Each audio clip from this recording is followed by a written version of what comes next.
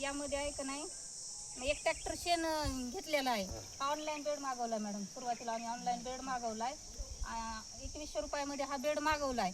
मग त्यामध्ये आहे का नाही, आम्ही बुडाला काडी कचरा टाकला, नंतर वर शेण टाकलं. शेण बी कसं टाकलं, 6 महिन्याच्या खालचं शेण घेतलं सर आम्ही, कुजकलेलं. आणि पूर्ण त्यावर 21 ते 22 दिवस दररोज त्यावर पाणी मारलं. आणि त्याची 21 ते 22 दिवस झाल्याच्या नंतर आम्ही आहे का नाही, असं खोल उकरून, असं एवढं उकरून त्याची ऊब तपासणी केली.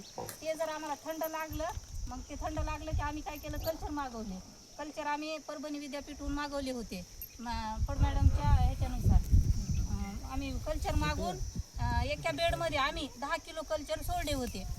आणि हे ते कल्चर आहे, एक कल्चर सरासरी एका महिन्यामध्ये 65 पिल्ले देत आहे.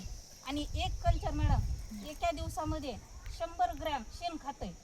एक कल्चर दिवसामध्ये 100 ग्रॅम शेण खातंय आणि 50 ग्राम खत तयार करते. त्याच्या निविष्ठापासून हा गांडूळ खत तयार होतं. या कल्चरच्या निविष्ठापासून गांडूळ खत तयार केला जातं.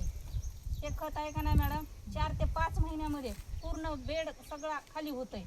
त्याआधी आहे का नाही, कल्चर आपण जर भरपूर प्रमाणात जर सोडले तर 2 ते 3 महिन्यामध्ये एक 4 बोट थर असा गांडूळ खताचा तयार होतोय. हे किती महिन्याचं? हे 3 महिन्याचं आहे. आता 3 महिन्यापूर्वी भरला होता. कल्चरचं प्रमाण जास्त असल्यामुळं हे 3 महिन्यामध्येच आमचा खत तयार झाला. असं लागतंय तयार होण्यासाठी. हे आहे ना, एवढा सुंदर प्रकारे खत तयार झाला ना मॅडम. आपण चहापत्ती जशी वापरतो घरी, अगदी त्याप्रमाणे खत तयार झालाय.